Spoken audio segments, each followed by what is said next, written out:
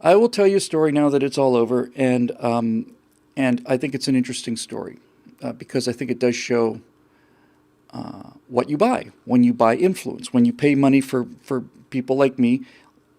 Here's how it works. George Soros recently moved, was it 12 or 14 billion dollars into the Soros Foundation, and that 14 billion dollars joins a previous 12 or something like that. It was something like 25, 26 billion dollars that one person, that's not Zuckerberg and it's not Bezos and it's not Hollywood, it's none of them. It's just one guy has put $25,000 million dollars into various social change activities. Hollywood makes movies that tell people how to vote, comedy, music, put all that aside. Let's just look at George Soros. So George Soros puts $25 billion dollars into these cultural things. And a Republican would ask, well, what did George Soros, what is his return on investment? And up until now, I would have said, well, it's a blue map, but that doesn't make any sense to conservatives. But this probably will. What does George Soros get for his $25 billion dollars? Well,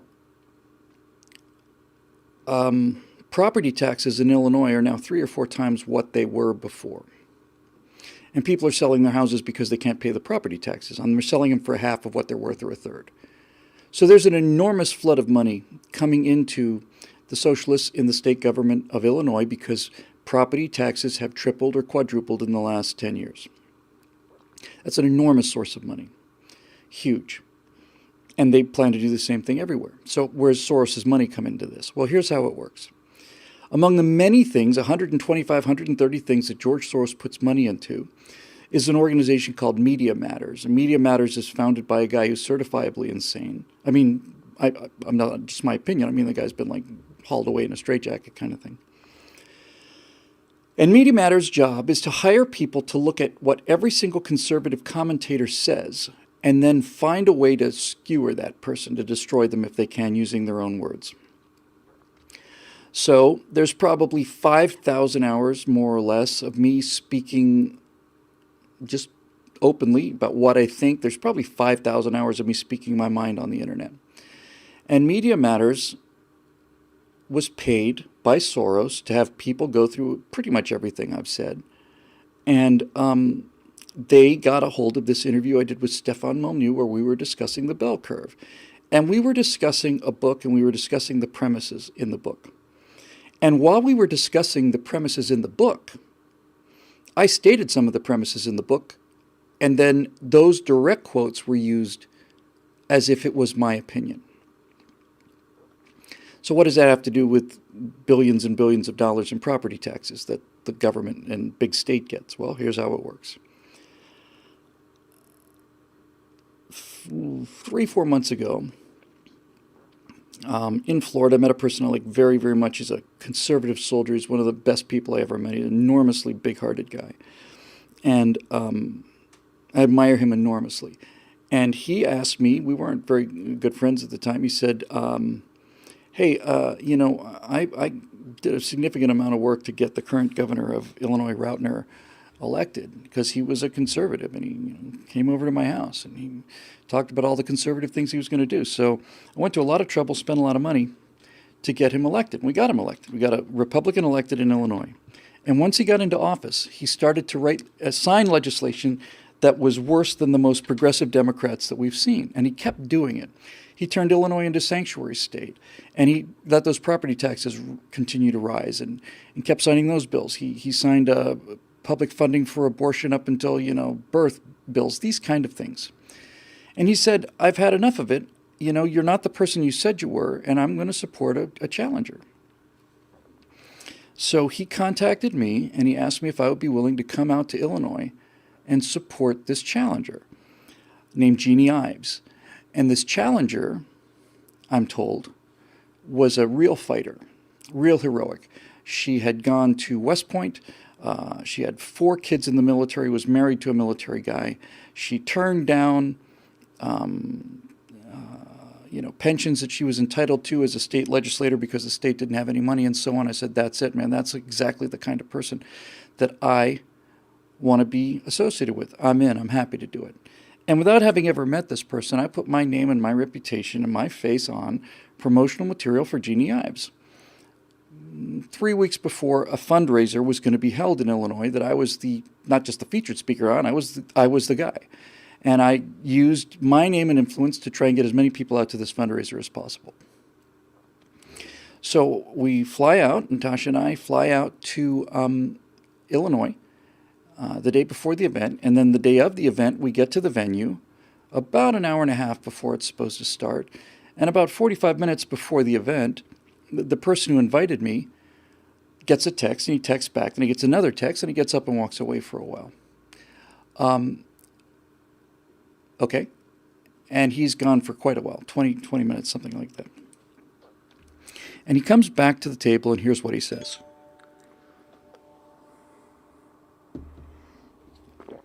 He says, I've just been talking to the Ives campaign, and they tell me that they cannot come to this fundraiser if you're going to be there. What's that? They said that Jeanne cannot come to this event if you're going to be there. I'm just completely mystified.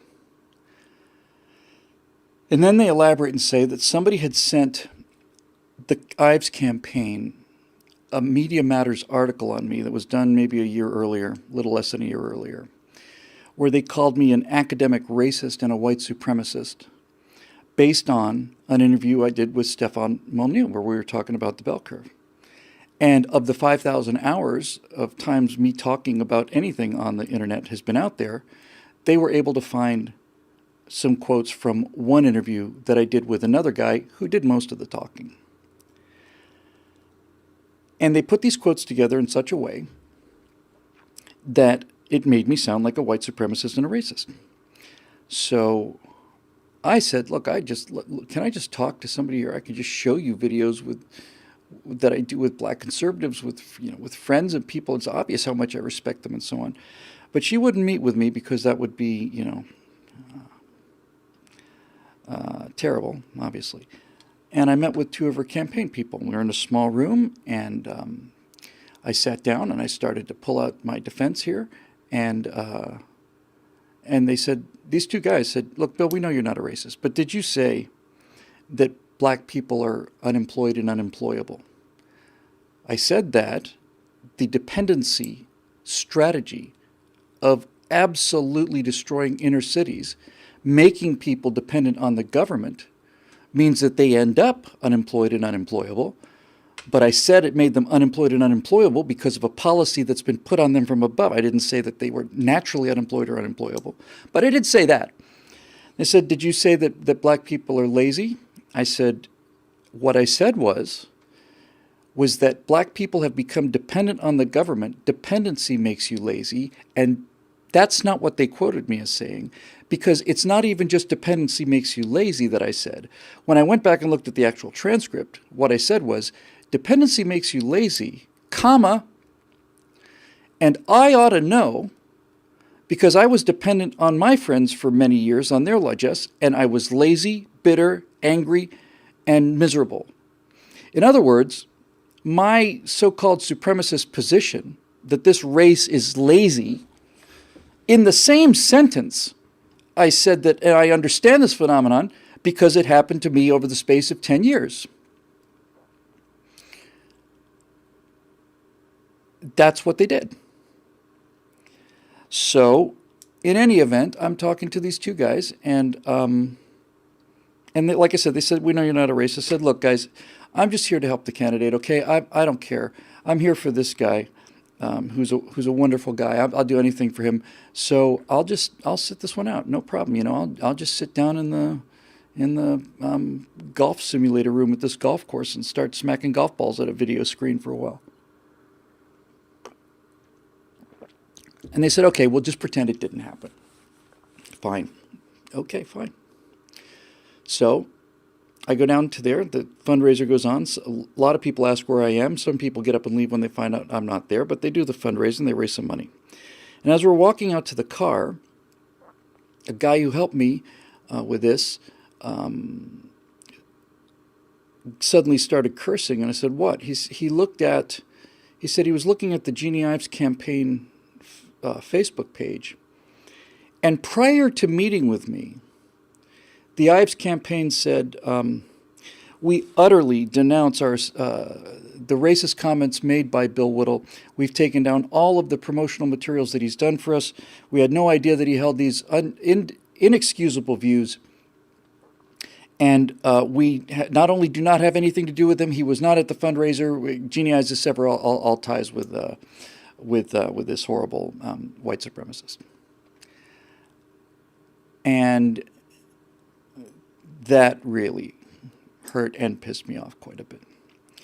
The next day I wake up, thank God for Natasha, because I don't know what I would have done without her, but the next day I wake up, and that same social media guy named Josh Firestein, who came to my rescue and for whom I'm extremely grateful, was defending me left and right. He said, "How you feeling?" I said, "Marginally better than yesterday." He says, "Well, you might want to sit down." I said, "Okay." And he hands me his phone where he's done screen grabs. And the Charlotte Observer and the Chicago Tribune and the Los Angeles Times and all of these screen grabs that say GOP challenger cancels event with white supremacist Bill Whittle. And when I saw those things, you get I don't know if you've ever had that kind of shock where you feel, it's like metallic taste in your mouth.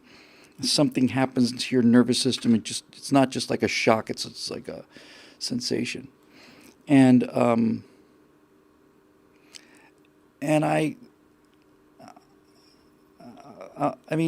used this expression 100 times, and so are you, but I never meant it because I never really understood it. But the truth is, I wanted to crawl under a rock and die.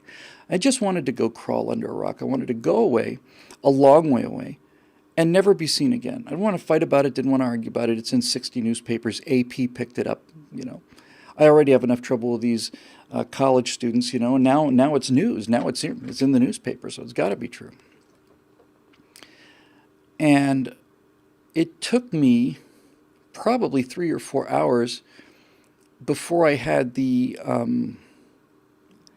even emotional strength to look at some of the things that I'd said about this. And as I started reading some of my quotes and things from transcripts from Stratosphere Lounge and so on, I actually felt this enormous sigh of relief, because if you have a conscience, you say to yourself, have I become this? Is this what I am? Have I become a racist because of all this stuff that's going on? And then I started reading about all the times I said things like, the Tuskegee Institute, and I started talking about all the times I said that this proves that if you hold people to higher standards, they'll rise to higher standards. And I've said 50 times in public that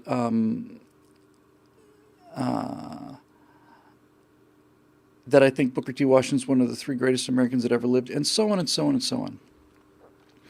And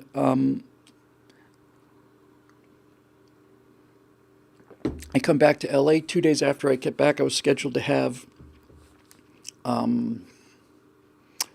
panel discussion at Cal Poly, but the Democratic Student Society and the Muslim Student Society both pulled out of that because I was going to be there, and they tried to scramble to get me on with somebody else. But I said, I'm not going to come to this event after people have basically said, no, we're pulling out because of this. I'm not going to come begging back here and argue with these people. It's not going to be about the media anymore. It's all going to be about me. It's going to be me defending myself against 4 other people on a panel, an entire hostile group of people who don't listen and never have.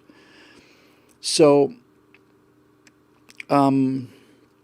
that cost me a significant amount of money. A couple of other events cost me a significant amount of money, and a couple of events started saying, we don't know if we can go through with this and continue to have you come and be the host of this event or whatever. Shortly after this, I went to an event in Tucson, and the event went very well. And after it was over, I went up to the organizer of the event and I said, I want to thank you for sticking with me, That really means a lot to me, especially right now. And he said, look, Bill, we'd all heard about it and we'd all gotten emails about it, and there was some concern about it. There was a little froth going on.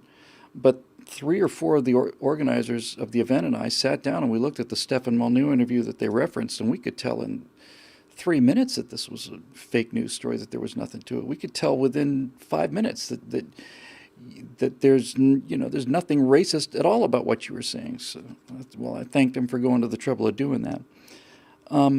So here's my point. Jeanne Ives lost the primary by 2 percentage points.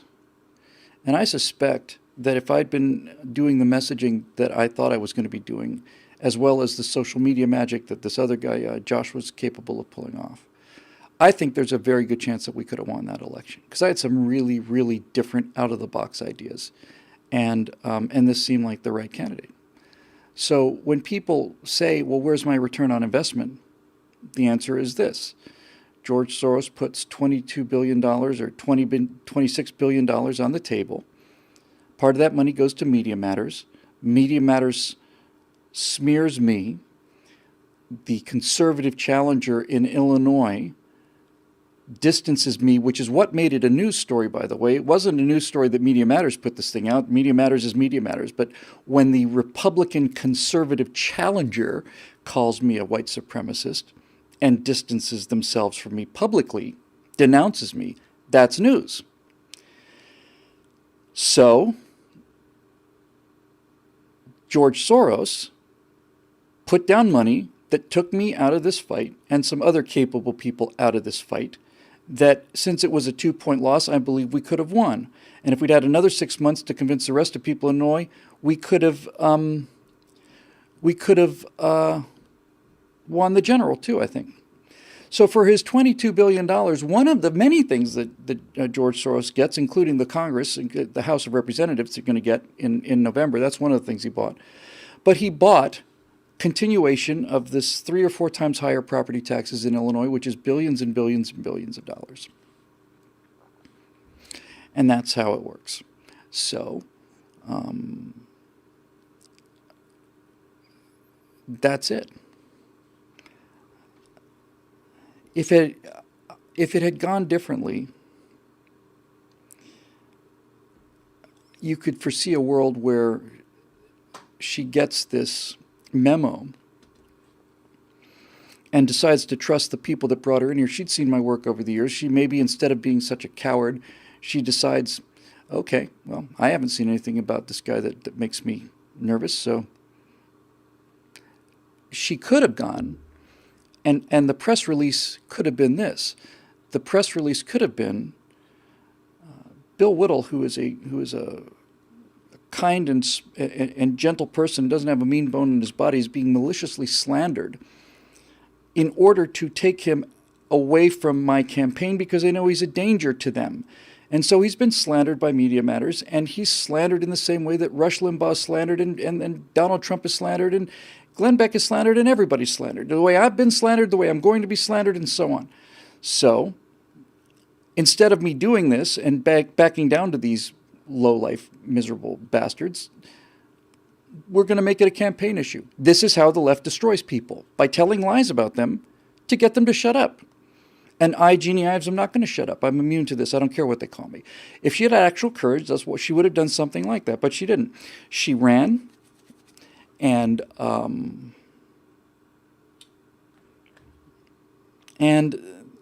that's that. And the little follow-up to this story is simply this. About a month after this incident, the Ives campaign ran an ad, which I hadn't heard about until much, much later. I certainly wouldn't have done this, but nevertheless, about a month after this, the Ives campaign ran an ad where they had like a Muslim thanking Governor Rautner for this, and an illegal alien dressed like a Mexican, I guess, thanking Governor Rautner for making it a sanctuary state. And immediately upon the release of this ad, the left pounced all over it and said how unbelievably racist it was. But the kind of ironic boomerang here is, so did the Republicans. The Republicans in the state of Illinois came down and said, this is a horribly racist thing. We have nothing to do with it, completely distance ourselves from it. And I remember hearing this story after the election was over, I think, but if not shortly before. And I remember thinking, how does this feel, Jeannie?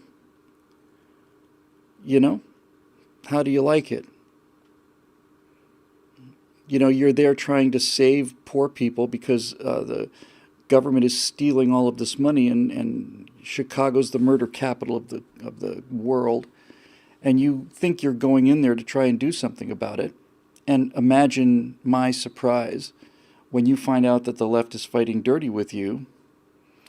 And now you've been smeared as a racist, not only by the left, but you've also been smeared as a racist by the people who are on your own team. How does that feel? Do you like it? Because I didn't like it very much at all. So that's where George Soros's money goes. And we have not yet seen the beginning of what this blue wave is going to do when it's coming. It's going to be overwhelming. And this is why they tried to shut us down on Facebook and all the rest.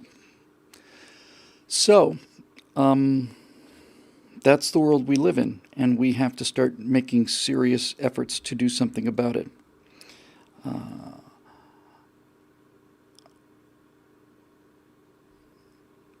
I don't know what to say beyond that. They're shutting us up, they're shutting us down, and they are also controlling the information that that we could use to win this fight.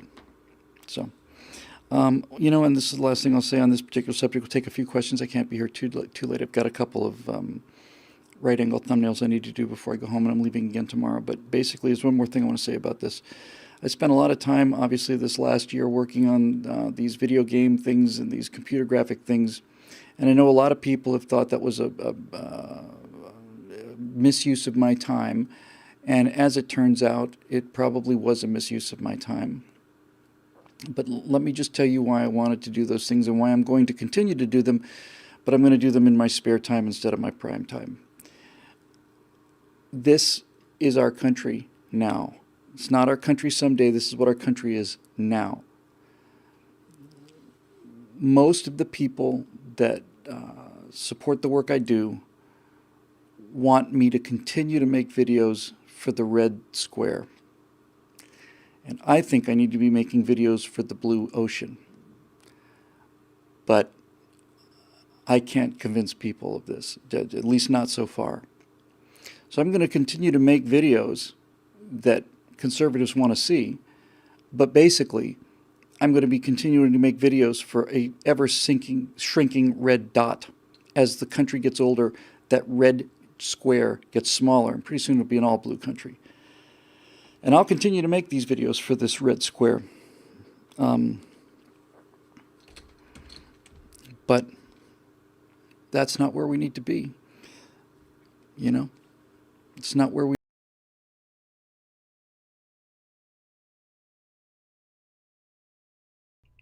Hi everybody, I'm Bill Whittle. I've been doing conservative video commentary since 2008, but before that I was a film writer, a director, and an editor.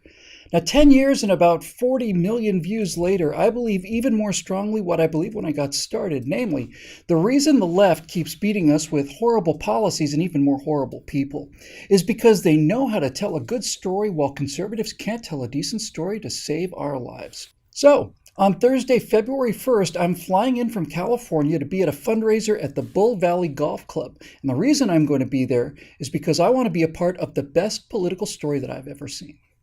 I could not invent a better candidate for the times we live in than Jeanne Ives.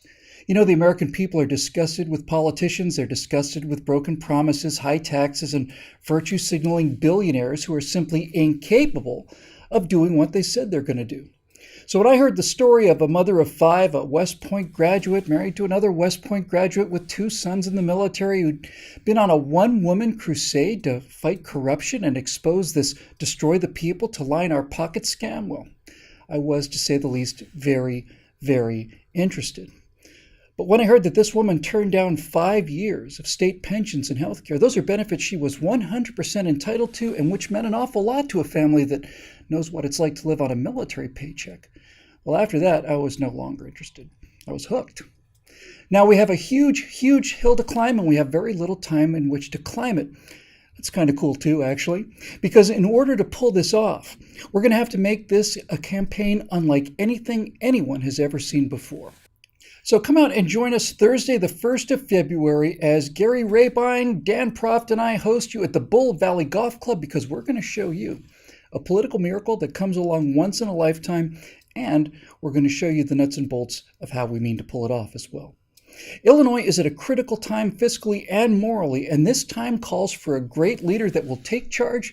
So make Illinois thrive with Jeanne Ives, and we'll see you on the 1st of February.